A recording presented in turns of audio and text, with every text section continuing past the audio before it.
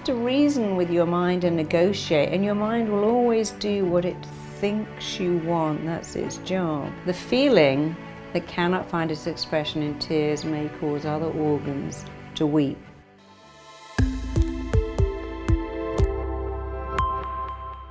Many years ago, there was a wonderful psychiatrist in London called Dr. Maudsley, and he had a great expression. It's always been my favorite, and it says, the feeling that cannot find its expression in tears may cause other organs to weep. So he knew 100 years ago. That's beautiful. So beautiful and so true. The feeling that cannot find its expression in tears will cause other organs to weep. So he's sort of saying, if you don't feel the feeling, your body's going to feel it. If you don't open your mouth and say, you hurt me, don't be surprised if you get a screaming. I've got this screaming headache. I've got this angry red rash. I've got this thumping pain. And by the words they're using, angry, screaming, they're saying, I have rage that can't come out. I'm not expressing it, but it's expressed through my body. Yeah, because the body is very clever at finding something. I worked with someone who couldn't walk, and all she was, I can't stand that. I can't stand my ex, I can't stand my life, I can't stand my kids, and you can't stand up. Isn't that interesting? Oh, wow. She had sort of phantom leg pains because she couldn't stand anything. Believe me, it was also, well, what makes me sick is my sister-in-law. Oh, I'm so sick of her. She just makes me sick. I vomit in my mouth every time I hear her voice, and then they wonder why they're bulimic. Right. Because our words really affect our reality, partly because, and it's such an easy thing to say, every word you say is a blueprint that your mind, body, and psyche are working to make your reality. So we make our thoughts, and our thoughts make us, then we go out into the world and we justify our thoughts every day. But our words are a blueprint, and when you know that, you think, well, I better pay attention to that blueprint. I better not say this kid is killing me. My job is making me want to die. I'm so stressed out by what? The queue in Hughes Market. Well, go to Zimbabwe where there is no Hughes Market, and there is no queue, and there's no money to buy food anyway. Then you can say you're stressed, because your problem, the queue in Erewhon and the bill, is someone else's fantasy dream come true. This freeway is killing you. You have a car. You have look at people on 4 buses. I used to take my daughter to school, and I remember one day thinking that, oh my God, this commute is hell. And I saw someone at a bus and thought, how lucky I'm in my car. I've got the heating. I've got a cup of tea. I've got an hour to listen to something. I can talk to my kid. I keep saying I want an hour to myself. Well, here it is. And I learned to stop doing that. But when you say, how are you? Oh, nightmare. It is torture. What? The traffic. Yeah, the traffic, the queue. People keep ringing me, the phone ringing. It's torture. Well, maybe if it didn't ring, that might be worse. Some of my clients who are models will say, my life is hell because people look at me. It's like, really? Well, one day they won't, and then you might miss it. Yeah, but I get on a plane and guys hit on me. It's a nightmare. Well, put on a baseball hat and glasses, read a book. Over yourself, then they'll leave you alone. But that's not a nightmare, it's just mildly inconvenient. It's not hell. Right. It's not killing you, but we use these incredible words. This is torture, this is killing me, this is a disaster. What is? Well, I went to the bathroom and I forgot to pause my movie. Well, that's not a disaster. But when you use those words, because your mind can't differentiate, just to feel like it really is a disaster. The flip side of this, the beautiful part, when we understand and appreciate that our thoughts become reality, our things, we can create the life of our dreams as well. Absolutely. We can start to manifest our thoughts by visualizing, by telling ourselves what we want, who we want to become, and taking those actions toward it. We can manifest our dreams. You really can. You can stop being ill. You can change the shape of your body. You can change your digestion. Yeah. You can have physical things. You can change the way you interact with your kids. So here's a good example. My kid is a nightmare. Change that to my child is age appropriate. There you go. This builder's going to go, oh my God, that's a disaster. But a good builder will go, it's a challenge. When you said talking to girls is terrifying, you just change that to it's challenging, but hey, there's hundreds of girls out there. It's a numbers game. One will say yes. Some will say hi, And even if they say no, the only risk in life is not to take the risk. That's the risk. If you don't, when you take the risk and it goes wrong, you learn something. it gives you feedback for how to Yeah, show up differently the next time. My girlfriend's a doctor of physical therapy, and when she works on people, she would agree with everything you're saying, because people's bodies are so tight, not because of something they tore or something sore, but it's because they're holding on to something emotionally. And she says once they start to talk, their bodies relax and the pain goes away. Yeah, like I know all the that pain to be where true. they can't lift their shoulder, they can't turn their neck, once they let it out their feelings about their relationship or their insecurities or whatever it may be, that's when they have a pain-free body. Because the body keeps score. The body holds on to pain and stress and tension and grief. And we carry around all this stuff, and yet we really don't have to if just more people knew. Even to say, I'm enough every day. Yeah. And to say, another of my favorite things is, I'm choosing this and I'm choosing to feel great. I'm choosing to work on my website all weekend. I'm choosing to go to the gym. I don't love it, but I love having a six-pack. I'm choosing to say no to Krispy Kreme donuts and yes to apples. Love Krispy Kremes. Do you? I could eat 12 of them right now. Oh, they're so good.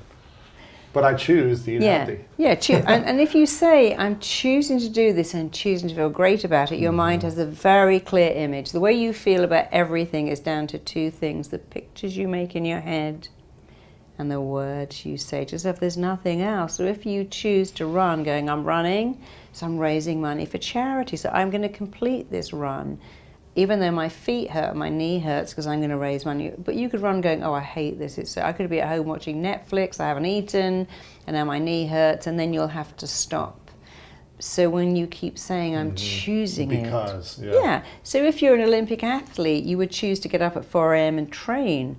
If you are a diabetic, you choose to put a needle in your arm. If you wear lenses, you choose to jab your finger in your eye. But you don't go, oh, I hate it. I can't accept it and I can't change it. And when you say, I'm choosing to study, to work on, to go and talk to this girl I really like, or to put good food in my body, and I'm choosing to feel great about that too, there is no resistance. When you go, I want donuts and I can't have them, I've got to eat this freaking rabbit food, what your mind does is it increases the desire for donuts, because you said, I want donuts, but I can't have them. I want pizza, I'm eating kale. I can't have these, but I choose to do this because I can eat pizza every day. When I'm 95, I'm going to knock myself out with pizza. But right now, I actually want to look really good in my clothes, maybe out of them too. So I'll save the pizza when I'm 80, because that door is probably shut then anyway. Then you can have loads of pizza. Every day. But you have to reason with your mind and negotiate, and your mind will always do what it thinks you want. That's its job. And if you could only tell your mind what you want using relevant, up-to-the-minute words, you'll get exactly what you want. What do you struggle with telling your mind? Is there anything that you... It took me a long time to tell my mind not to eat sugar. I still look at it and go, it looks so nice. That's me. But I still look at candy. The other day I was really tired, and I went into a shop to get a coffee, and they had jars of jellies, and I thought I could eat all of those. All of it. But I'm choosing not to, and I just had the coffee. So working out, we're on a schedule, sometimes just finding the time to go to the gym or do yoga and making the time. Yeah, that's probably the only two, really eating healthy food all the time, even on a plane, even sometimes where there is no healthy food, then you've got to wait, and choosing to make myself exercise when I don't want to. But other than that, nothing really, because I couldn't do what I do unless I was really good at dialoguing with my mind. Is my best friend. It's the best PA I've ever had, and it does what I want because I give it clear instructions. I hear many people say, oh, I'm so worried, I'm always getting sick. My kid comes home with a bug and I get it. My grandchildren always have colds and I pick them up. And that's a belief. And you know what your immune system loves? It loves you to be positive and focused with a powerful belief that I am super well. And what the immune system really does not like is stress, panic, anxiety. Your thoughts are things. Thoughts become real. Every thought you think has a physical reaction and an emotional response. So Here's an example. I could lie next to my husband in bed. He could be streaming with cold and I could go, oh, you're going to make me ill now. You just left that tissue there and don't sneeze or I'm bound to get sick. Or I could say, you know, I have such a great immune system. My immune system is so great that I can be around him and I'm going to be great because I believe that to get sick, you have to be physically, mentally, and emotionally out. And when you're saying, oh, I'm going to get sick now, I'm worried about getting sick, I hope I don't get a cold, I'm sure I'm going to get a cold, I always get colds in the winter. The minute the heating comes on, I get my sinus headaches. You are emotionally out because you're expecting it. And here's another rule of the mind. What we expect tends to be realized. So your immune system reacts very badly to stress, worry, panic, and anxiety. It depresses your immune system. But what makes you have a strong immune system is passionate beliefs, powerful beliefs, the way you dialogue with yourself. Oh, I'll get sick if I eat that. Oh, you know, I just ate some chicken at the end. I noticed it was a bit undercooked. Now I'm going to get sick. Or you could say, sick? I have a great immune system. I never get sick. I remember once somebody picking something up off the floor and eating it, and I looked at them and went, hey, that's what my immune system is for.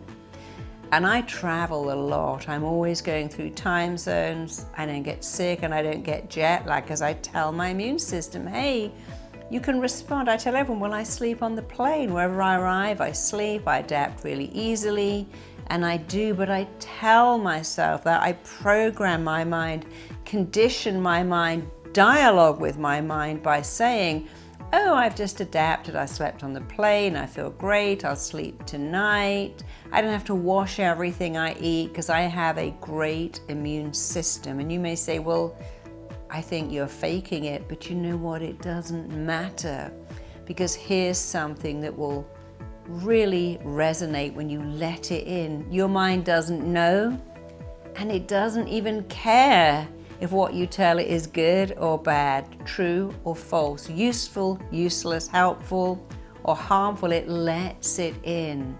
That's going to make me sick. That's going to exhaust me. I can't cope with that. And you just have to flip over the words. Every time you say something negative, I'm chronically tired. Well, I'm a little tired.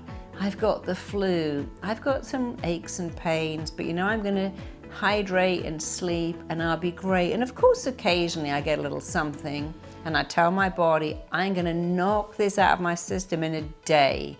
I'm going to be over this in a day. I'm going to sleep and hydrate and I will be just fine. So the most important thing to boost your immunity, to give you a strong, powerful, reliable immune system, is to think different thoughts and speak different words. If you knew that every word you speak is a blueprint that your mind, body, and psyche must work to make real, you wouldn't say, well, my kid picks up everything going at school and I pick it up too, or it's flu season, it's cold season. Even when you go to the store and stock up on cold medicine, you're kind of expecting to get sick. Don't do that. By all means, have a little something in your house, but don't plan to be sick.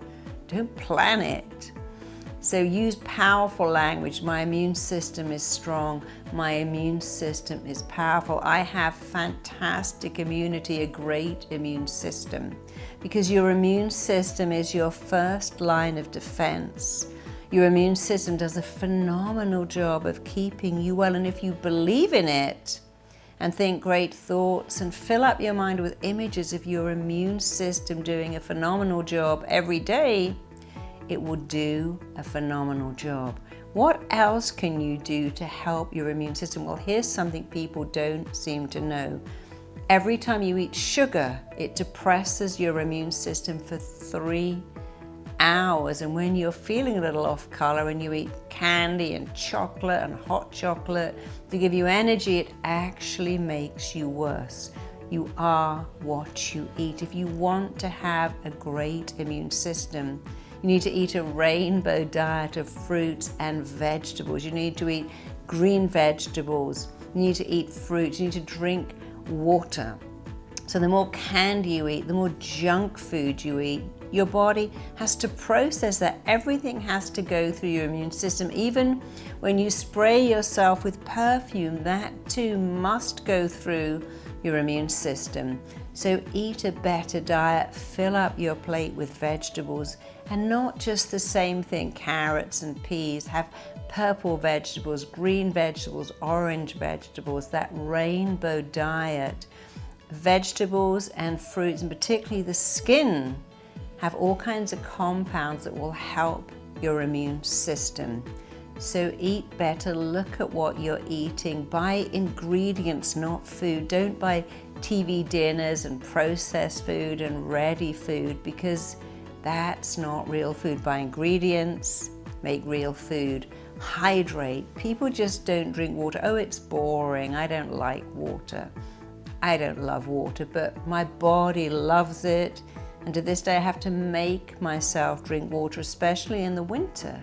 But I make myself drink water because my body is 90% water. If I don't drink water, I feel dehydrated. That also depresses my immune system. So what you think, what you eat, how you hydrate. And here's the third thing about your immune system: how much do you sleep? Do you go to bed at 2 o'clock in the morning looking at your phone, stimulating your mind, have to wake up at 7 and never have enough sleep? You need to go to bed before midnight as often as you can. You need proper deep sleep. You need to switch the television off and really rest, because your immune system loves rest. People who meditate say, since I meditated, all those aches and pains, the headaches, the irritable bowel, they seem to have gone away. It's partly because when you meditate, you relax, you empty your mind, but also meditation makes you think about taking care of yourself. You have one body. It has to last you a long time. And I know you want your body to look after you. Of course we do. We all want our body to go, hey body, look after me, do a great job. But your body can't look after you. If you don't look after it, it's a win-win. So what are the symptoms of mental exhaustion? Well, there are many. We feel sapped of energy. We feel kind of inert, apathetic. We feel tired all the time. Even when we wake up in the morning, we feel tired. After a meal, we still think, well, I just have no energy. So things that would normally be signs of, oh, I'm rested, I've had a night's sleep, I've got energy because I've just eaten some really healthy foods, they're not there. We feel tired all the time. We feel incredibly unproductive. We feel like we're in a fog. We can spend ages reading the same piece of paperwork and just nothing is going in. We can feel incredibly emotional, and that can come out as sadness, being very teary, can be angry, we can be completely irrational, losing it like that, and really not in control of our emotions very well at all. We can feel completely detached from other people, from reality, the things that gave us joy. It just isn't working. And there are many other symptoms too, and of course one of those symptoms on their own does not mean you're suffering from mental exhaustion. But if you have several of them, more than 4, then you probably are suffering with mental exhaustion. You can even go into burnout, and that's not a place you want to go. So that's what the symptoms are. But what causes mental exhaustion? Well, it's caused by our modern day issues. Stress is a huge cause of mental exhaustion. I'm always stressed. I'm always thinking of what else I've got to do. I wake up and my mind is running. I go to bed, it's still running. I can't relax because I'm stressed. I've got stress. I'm in stress. I didn't even know what stress is. But my doctor said, you've got stress. Now I know I've got stress, but what is stress? Well, it's really you're running on adrenaline. You're like the battery of your phone, but you're never recharging. If you took a phone, I'll charge it for 5 minutes, and then use it for 2 hours, and then charge it again, that doesn't work. You are like a battery. You have to recharge yourself. But that's very hard when you're under pressure, tremendous pressure to get things done. when you're overworked, and when people are dependent on you to produce. Now, most people think of stress and overwork and pressure as something we get from our job, and that's very valid, but some people are like that at home. I work with women who choose to be at-home parents, but they are very stressed. The house has to be perfect, the kids have to be perfect. They're always worrying, always doing the what if, and always living in the future, thinking, I need to work towards a better future. Well, the future isn't here. You have to live in the right now. So it's the pressure you put upon yourself that causes stress. You may have a very demanding boss that says, deliver this and that, and I need it now. But when you take a deep breath and go, look, I work an 8-hour day. I love my job. This is what I can deliver in 8 hours. Unfortunately, you've given me 4 jobs that I just cannot complete. So you have to look at what's realistic. Do not overpromise and underdeliver, because that's what is causing your stress. You're giving yourself too much to do, not enough time, living on coffee, not having enough sleep. And these things make you even more stressed. So stress, your own internal pressure, the belief that you've got to deliver for everybody else what they require of you. I see many kids who are under mental pressure, mental exhaustion, because they believe I've got to get straight A's. I need to do this for my parents. I see many athletes who are under that same mental exhaustion because I must deliver. I've got to get it right. I can't let people down. Everyone expects so much of me. And the pressure is overwhelming. And I know what that's like when people expect a lot from you. We all know what it's like. But the only person who can stop that is you. So how do you cure mental exhaustion? First of all, you need to take a reality check and be realistic. There are 24 hours in a day, 7 days in a week. What can I realistically do? You need to divide your day into work time and no work time. And if you have a demanding job, when you go home, you need to leave your work at home. You need to really be present with your children, with your partner, even with yourself. You need to switch off. You need to think, okay, when I come in from work, I take my work clothes off. Maybe I have a bath, a shower, a coffee, a phone call, but I'm doing something that separates work from home time. And even if you work from home, you still need to think, right, I'm going to switch the computer off and I'm going to put on the radio and I'm going to symbolize to myself, work is over. This is my time. Now, I've written books and I know what that's like to work all day and all night because of a deadline. And you may say, look, that all sounds great. I've got to start up my own business.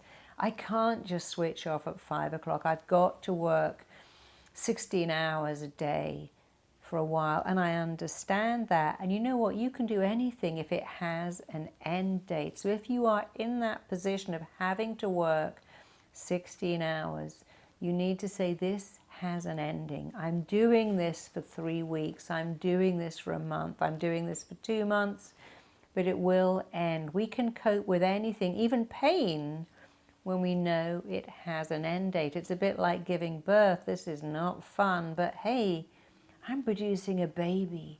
I'm running a marathon. Everything hurts, but I'm going to get to that finishing line. Mental exhaustion at its worst when you say things like, this is never going to end, this is going on forever, I'm drowning in stress, I can't see the light at the end of the tunnel.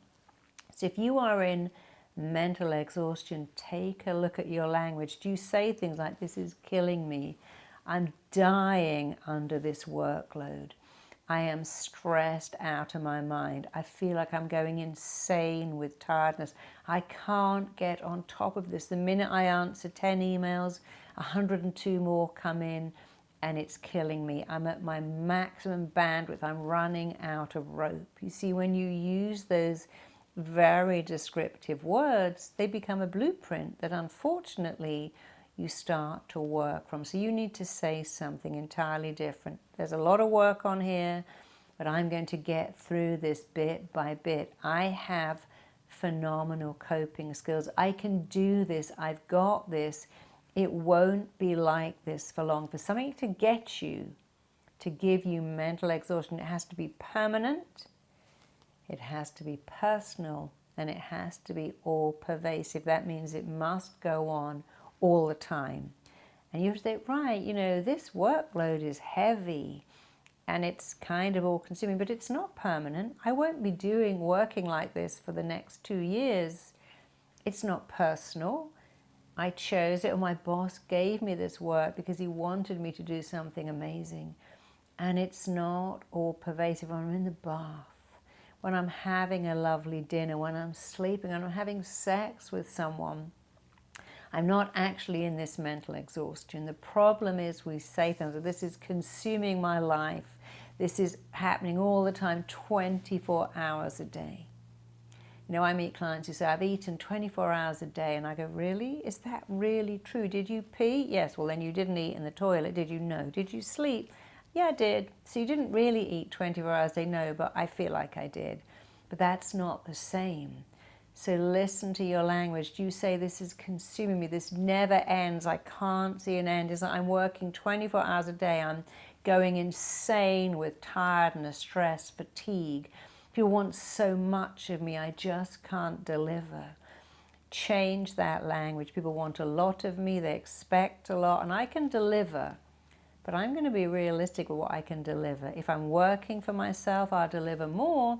But I can see the goal. I can see the light at the end of the tunnel. And no matter how bad it is, I will take breaks. So when you're working on the computer and you're looking like that, you have to stop and look as far away as you can to rest your eyes.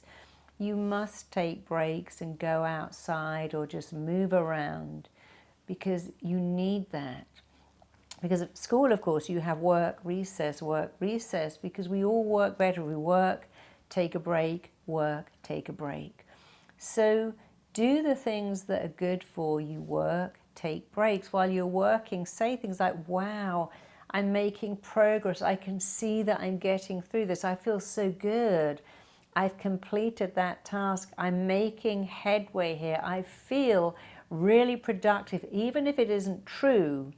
Say the things that will help you, not hurt you. Gosh, I'm making a difference. I feel so good. I completed that task. I feel so great. I made a dent in that, and I'll make another dent, and I'm getting there, and I feel good. See the ending. You must be able to see the ending. We can cope with anything when we can see an ending. You know, I worked a lot with prisoners, and what was interesting is that the people on remand did worse than those who were sentenced. Those who were sentenced could see an ending. Waiting for the sentence was much, much worse. So our human nature says, if I can see an ending, I can cope. So you must decide, oh, I can see an ending, and you must decide to take downtime. You must take time to sleep.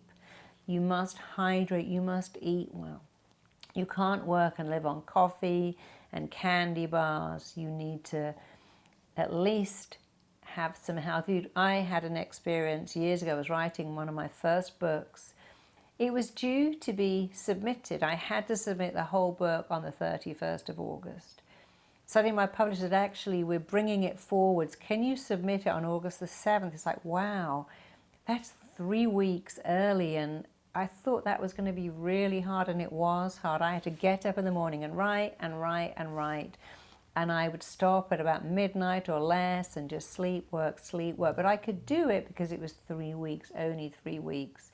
And I was living on bananas and smoothies, but still healthy food. I was so busy typing I didn't get to eat, but I ordered jars of protein powder and I'd whiz those up and put an avocado and a banana in it. And it was very important. I had to eat right, I had to hydrate, I had to sleep. When I finished writing, I took myself to bed. I didn't watch TV, I didn't read a magazine, but I kept all of the stuff I would normally read in a bag. I taped all my favorite shows. I was thinking, wow, in 3 weeks, it's going to take a whole day. I'm going to read all my newspapers, watch all my shows. And that 3 weeks ended.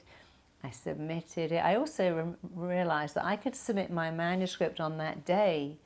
There's no way my publisher could read it all, and I still had a few more days, and then I could say, oh, I sent you the wrong one. Here's the real one, because I could buy a little bit of extra time, not much, but enough. And when it was over, I felt so great. It's like running a marathon. You keep thinking, I'm going to feel so good when I accomplish this. I'm going to feel so great when I do this. If you run a marathon, you can only finish it by seeing the end, seeing the ticker tape, hearing the crowds cheer your name is how you complete a difficult task. You must see the ending. You must be your own cheerleader. Praise yourself. You're doing a great job. You're doing great here. You're making amazing headway. I'm really proud of you. So the cure is to praise yourself, to take breaks, to look after yourself, to care for yourself, to nurture yourself, build your praise muscle, see the end, because there is an end in sight. And do not compare yourself. Don't think, well, everyone else is doing better. How come other writers churn out a book, run 6 companies, go home and raise 3 kids and homeschool? Don't compare yourself. You are unique. You're doing it on your schedule. You do not need to compare yourself to anyone ever. Do it your way. It will absolutely work. But please don't go into burnout.